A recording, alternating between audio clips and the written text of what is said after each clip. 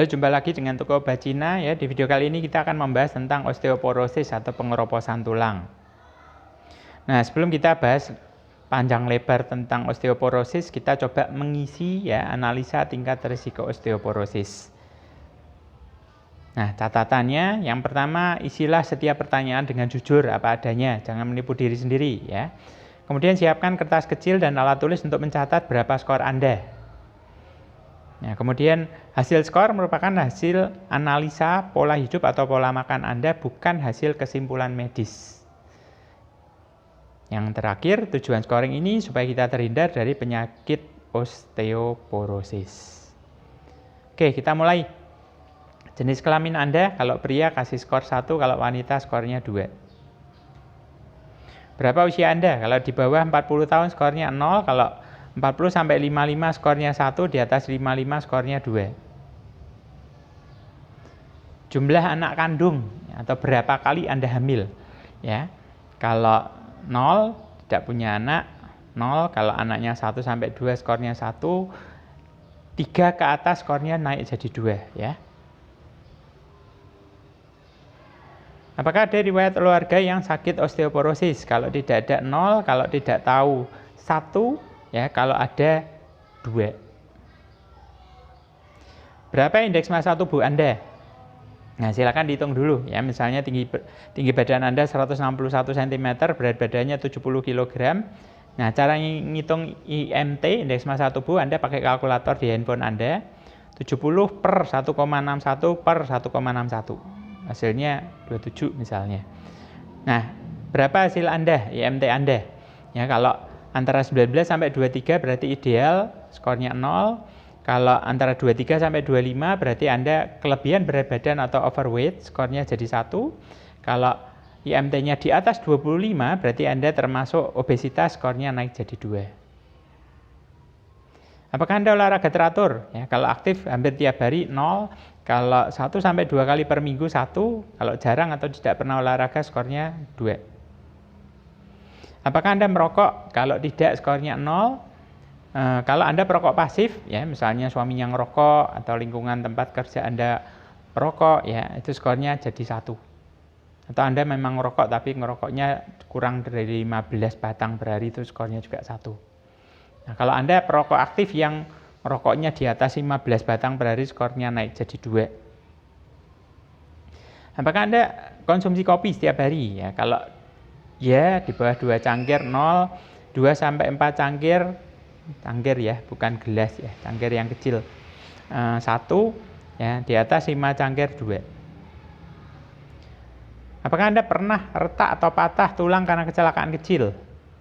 Misalnya karena benturan terus retak ya, jatuh dari ketinggian cuman setengah meter udah retak. Nah, kalau tidak tahu 0. Nah, kalau tidak 0, kalau tidak tahu 1, kalau pernah skornya 2. Apakah Anda konsumsi soft drink per minggu?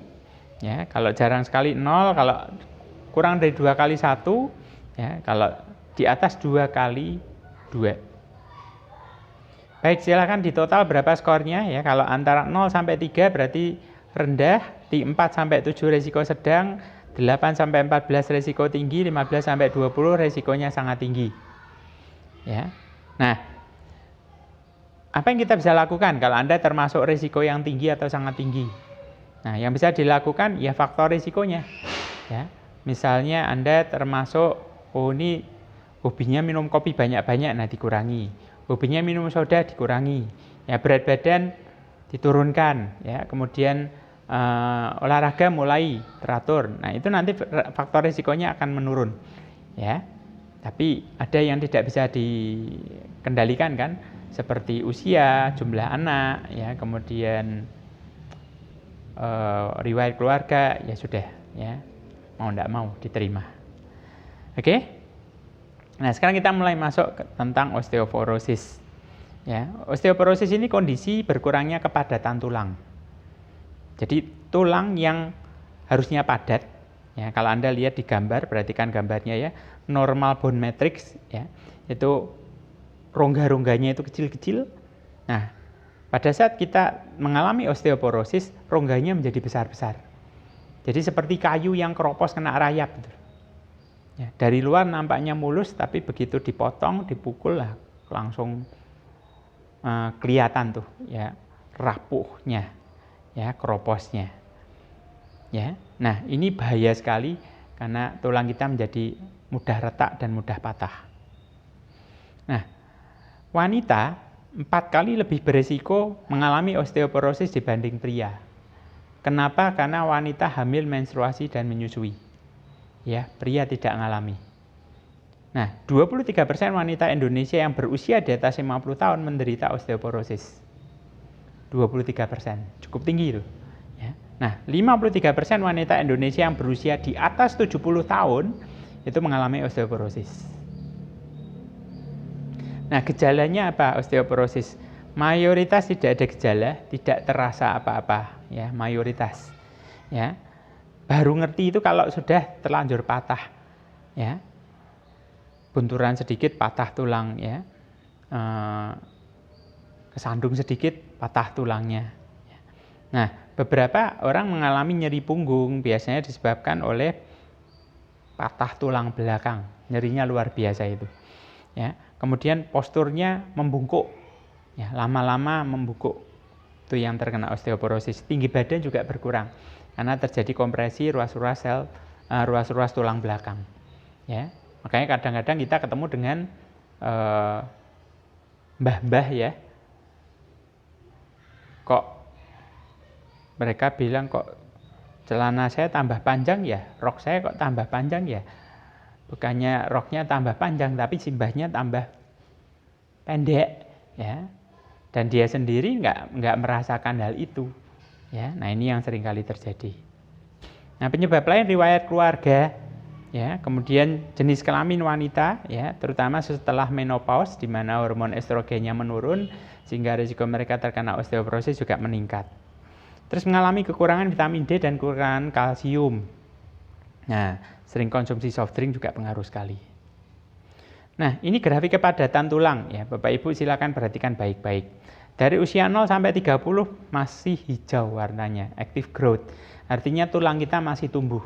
Kalau Anda mau nambah tinggi badan selama usia Anda di bawah 30 tahun masih memungkinkan, masih bisa.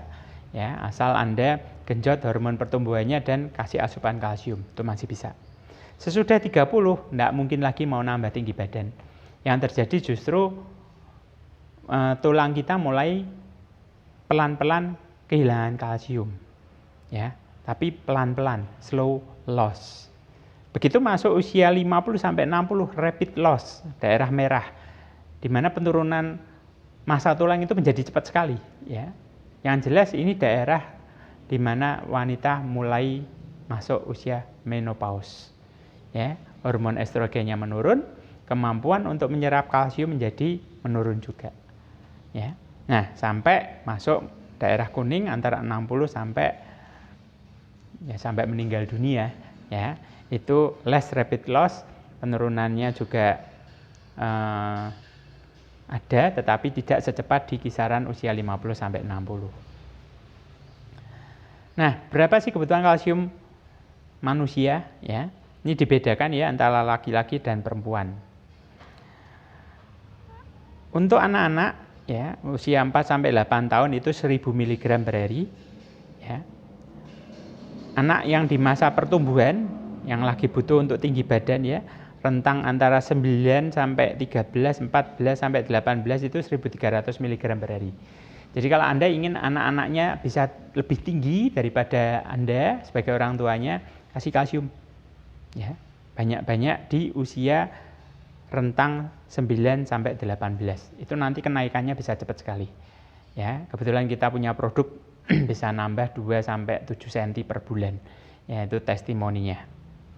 Nah, di usia 19 sampai 50 itu mau laki-laki atau perempuan kebutuhan kalsiumnya sama, 1000 mg per hari. Ya, ini yang disebut orang dewasa, ya. Nah, kemudian di usia 51 sampai 70, laki-laki masih butuh 1000 mg. Tapi wanita karena sudah mulai masuk usia menopause naik jadi 1200 mg per hari. Ya. Jadi alasannya karena kemampuan tubuh untuk menyerap kalsium menjadi menurun karena hormon estrogennya menurun. Nah, solusinya adalah ya asupan kalsiumnya yang dinaikkan. Nah, di atas 70 tahun, yang mau laki-laki atau perempuan, butuhnya dianjurkan 1.200 mg per hari. Ya, itu kebutuhan kalsium kita. Nah, akibat fatal osteoporosis untuk tulang dan rangka ya, kalau masih ringan biasanya sakit pinggang, pegel-pegel, boyok kalau orang Jawa bilang. Kemudian kalau sudah berat tulangnya bengkok dan rapuh. Ya. Jadi apalagi kalau Anda jatuh dan yang kena bagian bonggol. Ya, bonggol dipanggul. Wah, itu biayanya mahal juga itu, ya, bisa sampai puluhan juta kalau ganti bonggol. Ya. Nah, terus untuk ngecek kita kena osteoporosis atau enggak bagaimana? Ya, biasanya kan Anda ngeceknya yang di mall-mall suruh beli susu berkalsium tinggi dulu kan. Ya itu akurat hanya sampai lutut sih sebetulnya. Kalau mau yang paling akurat, paling bagus Anda bisa melakukan yang namanya BMD atau bone mass density.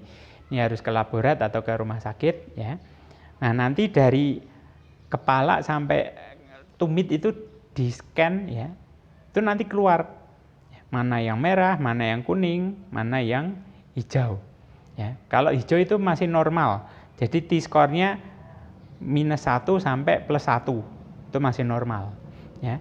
Tapi kalau hasilnya -1 sampai -2,5 berarti Anda termasuk ada bagian tubuh Anda yang mengalami osteopeni atau gejala osteoporosis.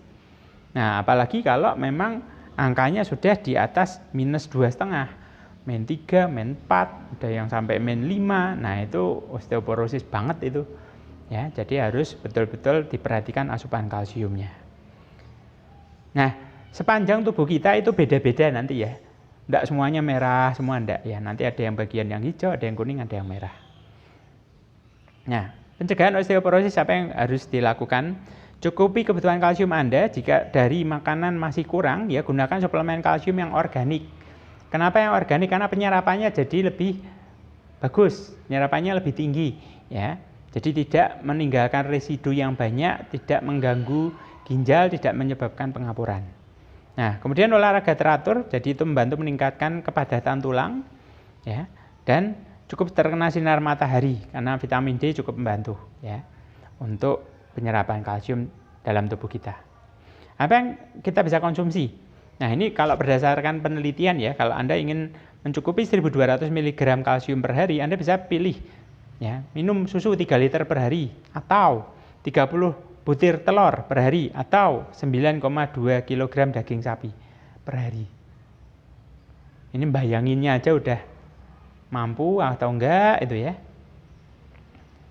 Ini kalau ngitung kalsiumnya aja ya. Nah, makanya orang Indonesia ini ya kita termasuk bangsa yang kurang kalsium sebetulnya ya. Karena banyak orang Indonesia yang takut minum susu dengan alasan takut gemuk, tapi kalau makan gorengan luar biasa banyak. Nah, ini kan konyol sebetulnya. Ya, jadi orang Indonesia hanya bisa mencukupi asupan kalsium rata-rata 300 sampai 350 mg per hari dari pola makannya. Jadi kita cenderung kurang 650 sampai 700 mg per hari. Nah, apa sih jenis makanan yang mengandung kalsium tinggi? Brokoli tinggi, bayam tinggi, ya, susu, keju, ya.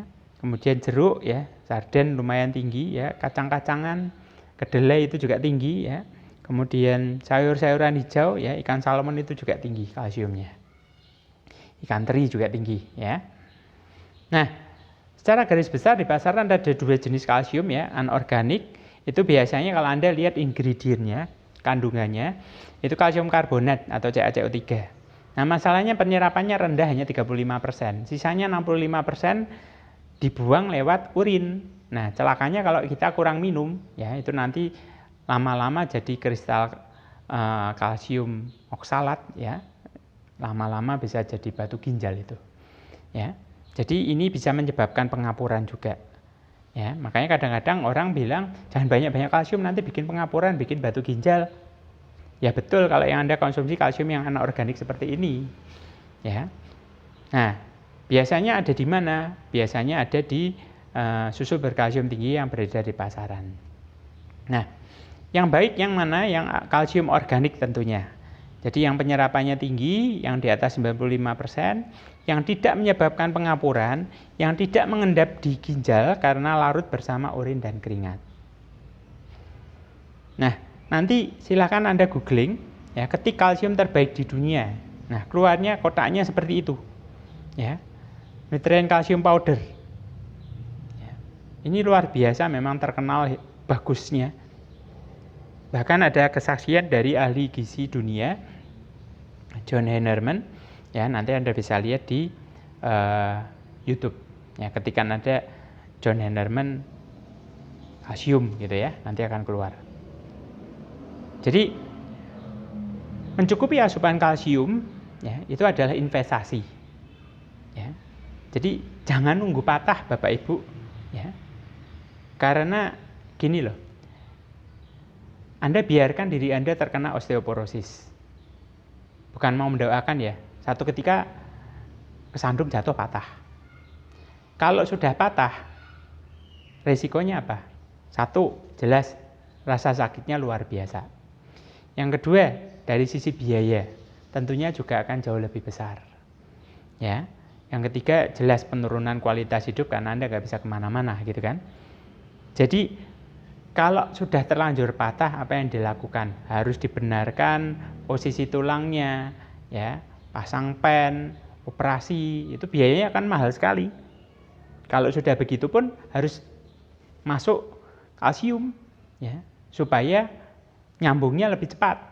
Karena kalau kalsiumnya tidak masuk, nyambungnya jadi lama sekali. Ya. Jadi jangan nungguin patah baru konsumsi kalsium. Konyol itu. Ya. Jadi kalau Anda hari ini berusia di atas 50 tahun, ibu-ibu ya, sudah menopause, ayo beresin dulu. Ya, kalsiumnya bereskan dulu, konsumsilah selama 100 hari. Jangan putus. Kok 100 hari? Ya, logikanya begini. Anda perhatikan tadi grafik massa tulang. Tulang kita turun sejak usia 30. Katakanlah hari ini misalnya Anda usianya 55. Tulang Anda sudah turun massa tulangnya selama 25 tahun. Apa iya sih bisa dibereskan kembali massa tulangnya hanya dalam waktu 1-2 minggu? Kan tidak mungkin. Ya, sebagus-bagusnya kalsium itu. Ya. Jadi yang harus dilakukan adalah konsumsi kalsium supaya massa tulangnya bisa kembali ke posisi awal. Ada obat di luaran memang, ya, maaf kalau harus nyebut merek ya. Actonel itu salah satunya ya, Bonviva. Itu bukan kalsium ya. Itu hanya menghambat pengeroposan. Ya, itu harganya satu biji itu bisa sampai 300 ribuan itu, mahal sekali. Itu bukan kalsium, itu hanya menghambat supaya pengeroposan osteoporosisnya tidak berlangsung dengan cepat. Ya. Jadi yang harus Anda masukkan adalah kalsium untuk mengembalikan massa tulang Anda. Oke, ingat, menjaga kesehatan tulang adalah investasi. Tapi kalau sudah terlanjur patah, Anda harus beli kalsium, operasi dan lain sebagainya, itu adalah biaya. Baik, ingat, the first wealth is health. Harta yang paling utama adalah kesehatan. Untuk Anda yang mau konsultasi, silakan call atau chat di call center kami 0817 5474 671.